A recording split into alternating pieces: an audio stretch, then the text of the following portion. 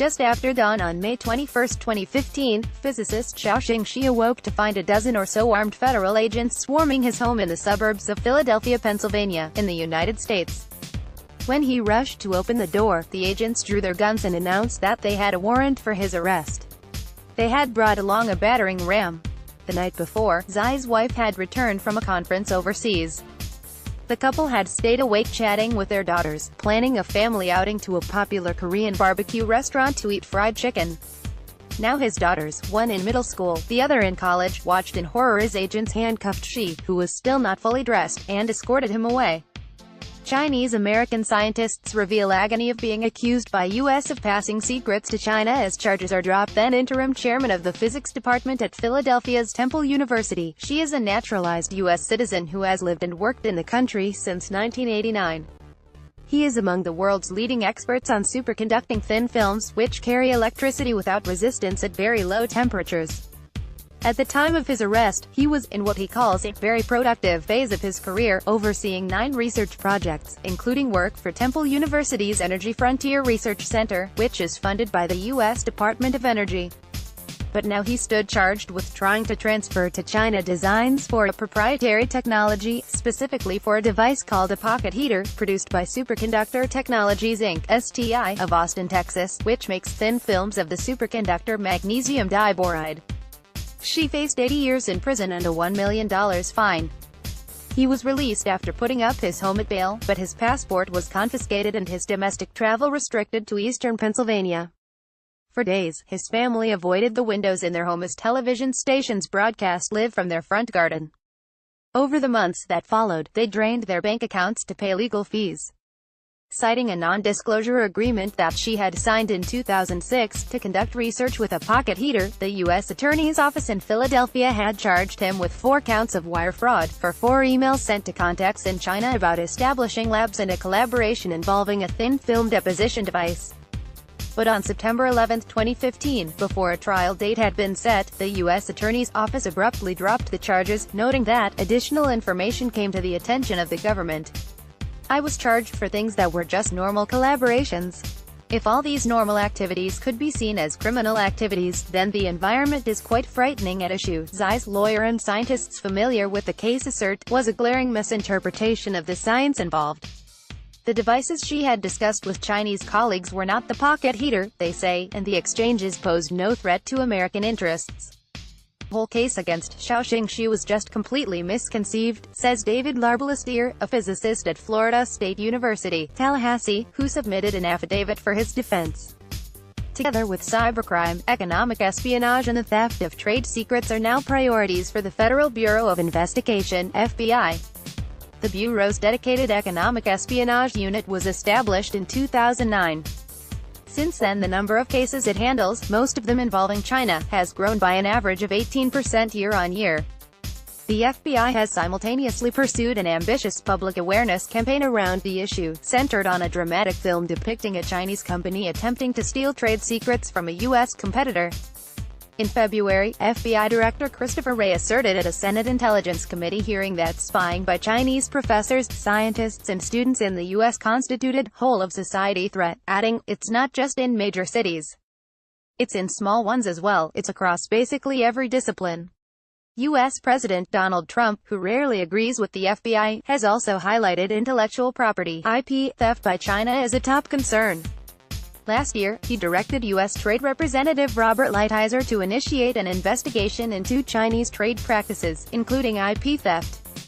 Results of that investigation, announced in a critical, 81-page report on March 22, contributed to mounting trade tensions between the U.S. and China. Trump cited the IP violations outlined in the report as justification for $50 billion worth of proposed tariffs on Chinese goods. China, in turn, hit back with its retaliatory tariffs on U.S. goods. The two sides have been in trade talks in Beijing in recent days. Earlier this week, the New York Times reported that the White House was discussing measures to block Chinese citizens from undertaking sensitive research in U.S. universities over fears they may be acquiring intellectual secrets, and that these might include restrictions on certain types of visa. Yes, America has a legitimate concern about cyber hacking and trade secrets theft. But do your homework. Get the science right before you put these people through the ringer. A growing number of scientists have been targeted improperly as U.S. Department of Justice, DOJ, lawyers have stepped up prosecutions, advocates say. Since 2014, charges have been dropped against at least 5 Chinese-born scientists accused of crimes related to secrets, theft or economic spying. A sixth defendant, a New York University medical imaging researcher, accused of passing confidential information about magnetic resonance imaging (MRI) technology to a company in China, pleaded guilty to a single misdemeanor. In several instances, critics say, the U.S. government has charged scientists without understanding the science at the heart of its allegations. Xi's case, which was overseen by FBI Special Agent Andrew Haugen, is emblematic. Court documents state that the government seized extensive electronic evidence and searched multiple hard drives in the process of investigating Xi. But prosecutors apparently did not consult technical experts before issuing the indictment, says Nelson Dong, a former DOJ official and a lawyer, who was not involved in Xi's case. That suggests to me that people really did rush to judgment, he adds. They saw red, so to speak. The prosecutions have spooked many Chinese-American scientists, who fear that any collaboration with Chinese nationals will invite suspicion. In 2015, following the sudden dismissal of charges against National Weather Service, NWS, hydrologist Xiaoxing Xi, who had been accused of passing information about U.S. dams to a Chinese official, 22 members of Congress signed a letter requesting an investigation into whether federal employees were being racially targeted. The office responded in a letter that, no policy exists of using race or any other civil rights classification to single out federal employees for arrest or scrutiny. But race comments in February have brought the issue back into the spotlight. On March 1, a coalition of civil society groups sent Xi a joint letter expressing their concern over his testimony and requesting a meeting to discuss the issue. After the September 11 attacks, the letter noted, FBI and law enforcement groups reached out to Arab American and Muslim American communities to ensure everyone came together in unity. Now, at another moment of heightened tension, the groups have urged authorities to reach out to Asian Americans. Leaders in China and U.S. must set clear rules on espionage. In a recent statement, Representative Ted Lieu, a California Democrat, said Xi's comments feed into the false and harmful narrative that somehow Chinese Americans are more suspicious. Xi's crime was, according to one legal blog, emailing while Chinese American. The theft of scientific secrets is as old as science itself. Centuries ago, for example, a young U.S. depended greatly on know-how spirited out of Britain, showering accolades on those who stole designs for textile machinery. Imperial China was a frequent victim as well, with Western powers stealing its methods of porcelain and tea production. But some argue that the past few decades have marked the dawn of a new era, with everything from sensitive military technology to lucrative agricultural secrets now prized spoils. As the world becomes more advanced, technology just becomes worth more, says Peter Toren, a former federal prosecutor and a litigator who specializes in trade secrets cases. Developing countries and companies in developing countries can save hundreds of millions of dollars in research costs by stealing new technology. Developing countries are hardly the only perpetrators. In a secret report leaked by Edward Snowden in 2014, the U.S. National Security Agency outlined possible scenarios for cyber operations against foreign research centers, with the aim of capturing knowledge that would be useful to U.S. industry. As late as the 1990s, France and Israel were among the world's most prominent industrial spies. But the U.S. government now sees China as the major foreign threat. Many of the indictments brought under the Economic Espionage Act since its passage, in 1996, have involved China. In some cases, U.S. prosecutors have assembled reams of evidence. In 2010, Boeing engineer Dongfan Chung, a naturalized American citizen who was born in mainland China and grew up in Taiwan, was sentenced to 15 years in prison for stealing trade secrets connected to the U.S. Space Shuttle program and Delta IV rocket on behalf of China. When agents raided Chung's home, they found more than 250,000 sensitive documents from defense contractors, some of them hidden in crawl spaces under the house. The FBI alleged that documents in the stash showed Chung was acting at the direction of China's Civil Aviation Administration. U.S. convicts too of selling DuPont trade secrets to Chinese state-owned firms. Another successful prosecution came in 2014, when entrepreneur Walter Lien Hien Liu was sentenced to 15 years for conspiring to steal secrets related to titanium dioxide production from DuPont and sell them to state-owned companies in China. Former DuPont engineer Robert Megarel was also convicted in the case, but a startling number of cases have unraveled. In 2014, the U.S. government dropped charges against two former Eli Lilly scientists in Indiana. The attorney's office in Indianapolis had alleged that Xiaoxing Xi, both naturalized U.S. citizens and senior biologists at Eli Lilly, passed research on tailored therapies for cancer and drugs to treat diabetes, obesity and other metabolic disorders to Chinese company Xiaoxing Medicine. The case invited heated rhetoric, with the government prosecutor labeling the defendants traitors in an early bail hearing and the defense in its filings invoking the 1954 anti-communist Senate hearings convened by then-Senator Joseph McCarthy. From October 2013 to November 2014, the two scientists were variously jailed, locked down in a halfway house and kept in round-the-clock home detention. Yet case documents submitted by CAO's lawyers claim that the trade secrets he allegedly stole had all appeared in published papers years earlier, and that the information did not include drug molecules, formulas or data owned by Eli Lilly. In December 2014, several weeks after a judge agreed to release the researchers, the U.S. Attorney's Office dropped the charges entirely, citing its ongoing evaluation and assessment of this case. Chinese-born Professor sues FBI agent over arrest and false espionage accusation. Then, in March 2015, the U.S. government dropped charges against Chen, the NWS hydrologist. Piers Eidenberg, a partner at law company Arent Fox in Washington, who represents both Chen and Xi, says she merely sent a Chinese official, a former classmate whom she had contacted as a favor to her nephew, links to publicly available websites, including that of the National Oceanic and Atmospheric Administration (NOAA). The official was tasked with planning repairs for China's reservoirs and had asked Chen how such repairs were funded in the U.S. Chen referred the official to a division head at the U.S. Army Corps of Engineers, with whom she had worked on projects in the past. Zeidenberg says. Why would she be giving her contact in China the phone number of her boss and saying, "Call her if you have any further questions"? It was absurd, he argues. Chen was subsequently fired. She sued, alleging employment discrimination. On April 27, a judge ruled in her favor, ordering that Chen be reinstated with back pay. We need a set of well-defined rules. The indictments have instilled a great deal of uncertainty and anxiety in our community. People are wondering, is this going to happen to me? Last June, prosecutors brought a case against another NOAA employee, leading climate scientist Chen Zhiwang.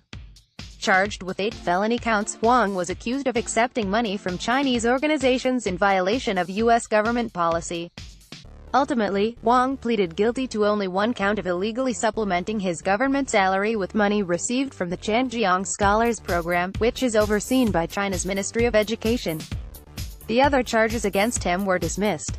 In February, Judge Cecilia Altonaga sentenced him to a single night in jail.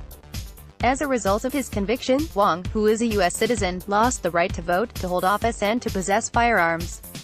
In delivering her judgment, Altonaga said that while the scientist made mistakes, it was unfortunate that the issue had not been resolved through other means, implying that his crime was minor enough not to require a federal court hearing.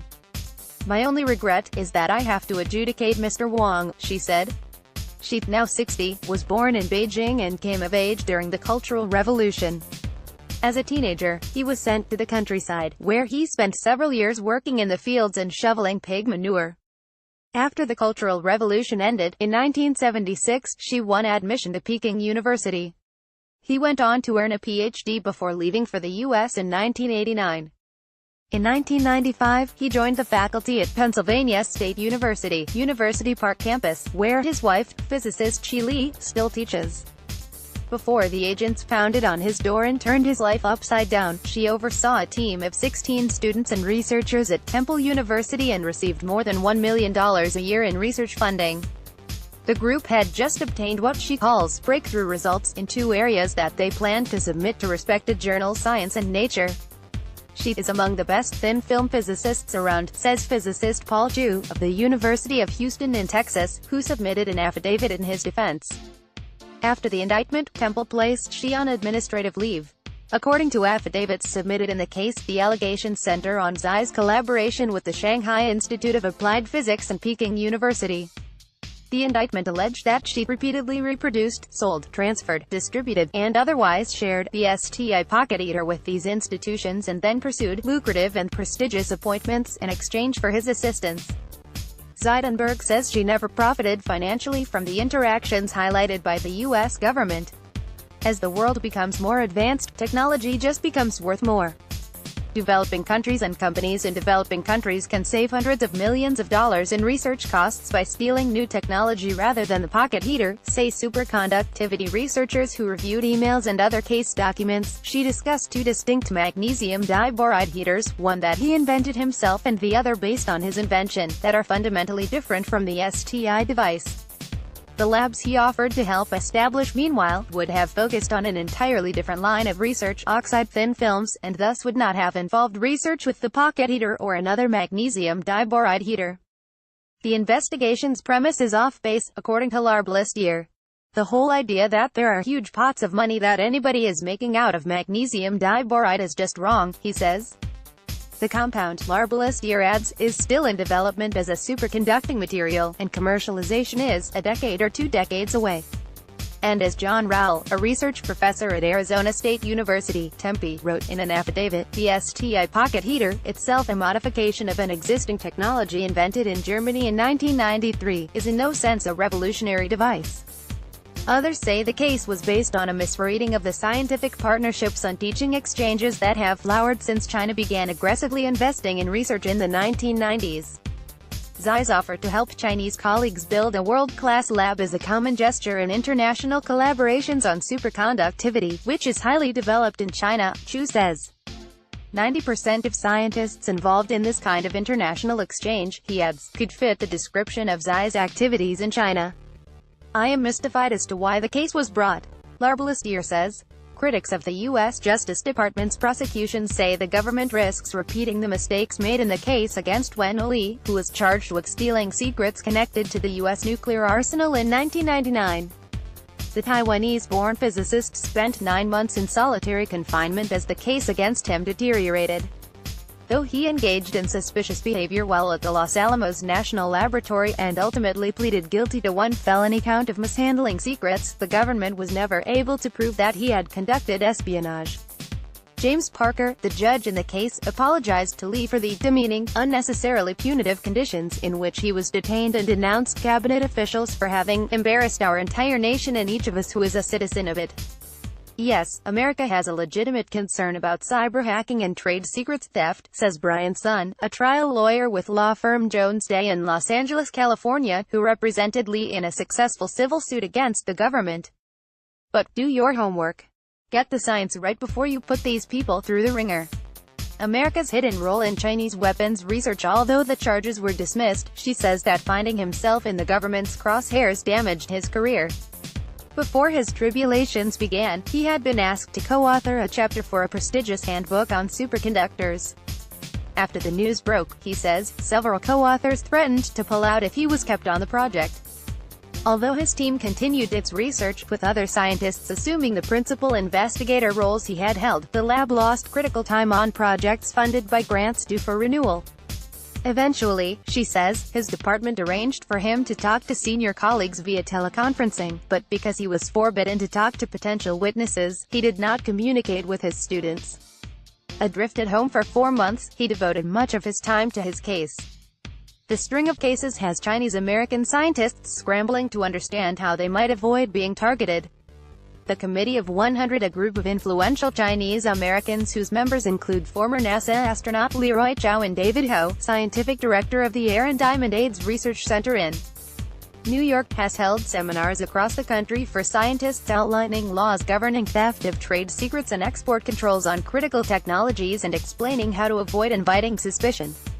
My reputation obviously has been damaged by this. If this happened to somebody else, I would think that they probably did do some little thing wrong. At least scientists involved in collaborations with China or Chinese colleagues need to assume that their communications are being scrutinized, and be clear and precise about what they're communicating, Zeidenberg cautions. There's an assumption that any collaboration is suspect and potentially problematic. We need a set of well-defined rules, says Albert Chong, a physicist at Duke University, in North Carolina, and the president of the International Organization of Chinese Physicists and Astronomers. The indictments have instilled a great deal of uncertainty and anxiety in our community. People are wondering, is this going to happen to me? The Committee of 100 and others are pressing the government for more clarity. Last year, Xi fielded a complaint against Haugen, the FBI agent who handled his case. He alleged that Haugen, along with officials at the FBI, National Security Agency and DOJ, violated his constitutional rights by having, intentionally, knowingly, and recklessly provided federal prosecutors with false scientific opinions about his collaborations with labs in China.